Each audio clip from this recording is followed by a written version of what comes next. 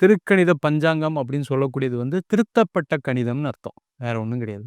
திருத்தப்பட்ட கணிதம் அப்படின்னு சொல்லும்போது, இந்த பஞ்சாங்கமே எல்லாமே ஒரு கணிதம் தான். எல்லாமே ஒவ்வொரு கிரகம் எந்த டிகிரில இருக்கு, எந்த பாகை கலையில இருக்குன்னு பார்க்கக்கூடிய விஷயம் தான் பஞ்சாங்கம். இத நம்ம முன்னோர்கள் வாக்கிய பஞ்சாங்கப்படி ஃபாலோ பண்ணிட்டு வந்தாங்க. ஒவ்வொரு வருடமும் பார்த்தீங்கன்னா, அந்த பூமி வந்து லைட்டா நகர்றதா விஞ்ஞானிகள் சொல்றாங்க. அத நம்ம மக்கள் எல்லாம் கன்சிடர் பண்ணி, இந்தியா முழுக்க ஒரு குழு அமைச்சு, ஜோதிடர்கள் குழு அமைச்சு, அப்ப என்ன பண்ணாங்க, எந்த அளவுக்கு அந்த பூமி நகர்ந்திருக்கு. கடந்த 5000 ஆண்டுகளுக்கு, கிபி முன், கிபி பின் அப்படின்னு சொல்றோம். கிறிஸ்துவருக்கு முன், கிறிஸ்துவருக்கு பின் சொல்றோம். அப்ப 5000 ஆண்டுகளுக்கு எந்த அளவுக்கு பூமி நகர்ந்திருக்கு அப்படின்னு பார்த்து ஒரு கணிதம் பண்றாங்க. அந்த கணிதம் பண்ணும்போது, கிரகநிலைகள் இந்தந்த டிகிரில இருக்கு அப்படின்னு சொல்றாங்க.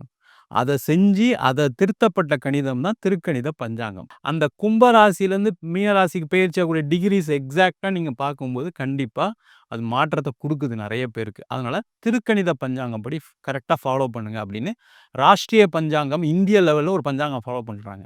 அதுல பார்த்தீங்கன்னா, எல்லாமே கரெக்ட்டா இருக்கும்.